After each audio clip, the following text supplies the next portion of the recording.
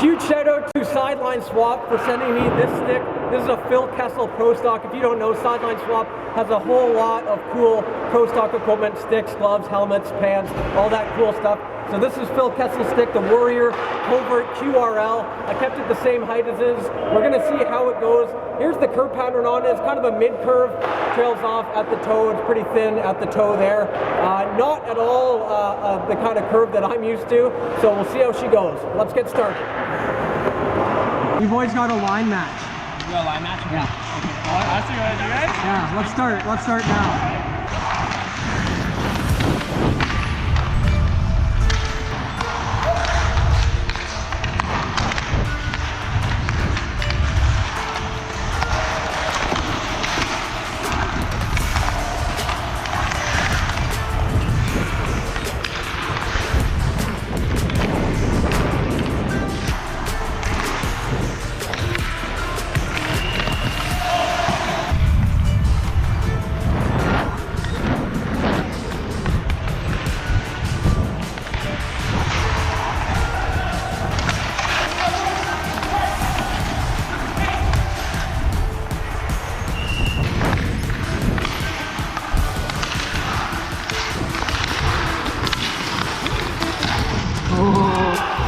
I was going on the tube.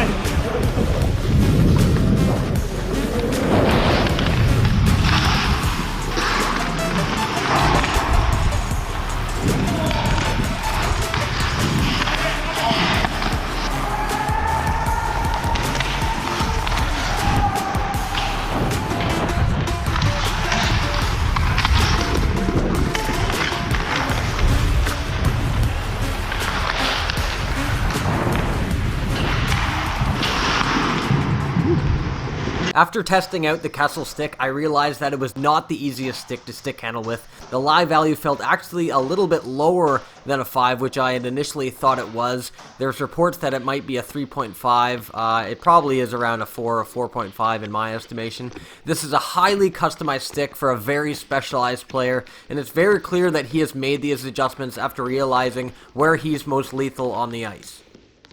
We don't see him take many one-timers, and he's not well known for his stick handling abilities, but we often see Kessel flying down the wing at high speeds, ripping lethal shots that give goalies a whole lot of trouble.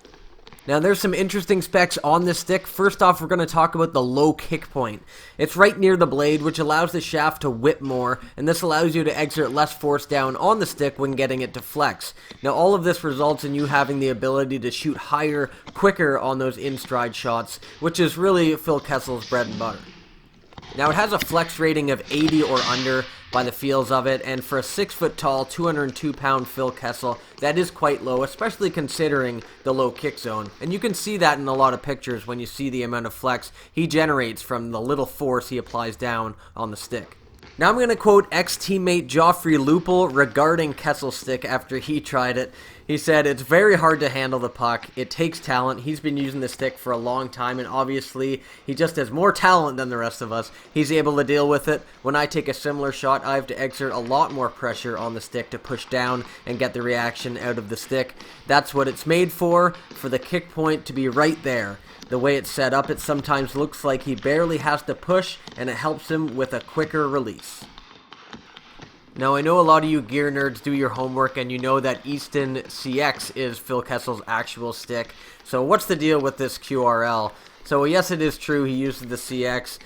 Kessel's been using this CX, and randomly we'll find him with an old S19, which is dated back to 2009 in the Easton collection.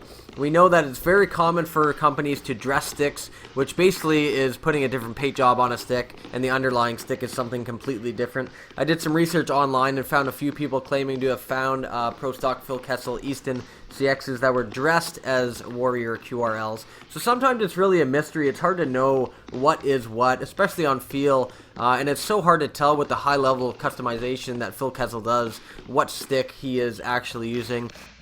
Now, typically on sticks, you'll find the stick code, flex, lie, pattern, etc. That's not just for retail. You'll find them on a lot of Pro Stock sticks as well. But on all the Phil Kessel Pro Stock sticks I've seen, you can't find any of that information. It's like the guy is trying to be an international man of mystery with his sticks. Now, the lie value is also a mystery, but it definitely felt low. I'm using a lie of 7, and it felt like it could be as low as a 4 or 4.5, with some reports online claiming that it could be a 3.5 lie, which is crazy low. For those of you unfamiliar with lie value, basically the higher the lie value, the easier it is to control pucks in tight to the body because there's more blade on the ice. The lower the lie value, the harder it is to control pucks in tight due to less blade on the ice. However, the reverse is true for the pucks off the body. It's easier to control pucks off the body the lower the lie value. Personally, I hated stick handling with this stick. I loved the release, however, but it took me a very long time to get used to the release due to the dramatic difference in lie that I'm used to, and that's why I hated stick handling with it. It was just so hard to stick handle with the puck, and I'm used to the small area spaces, which was not happening, especially in the smaller ice 3-on-3 game we were playing. But you definitely felt the added value of that low kick point once you did find that shooting place.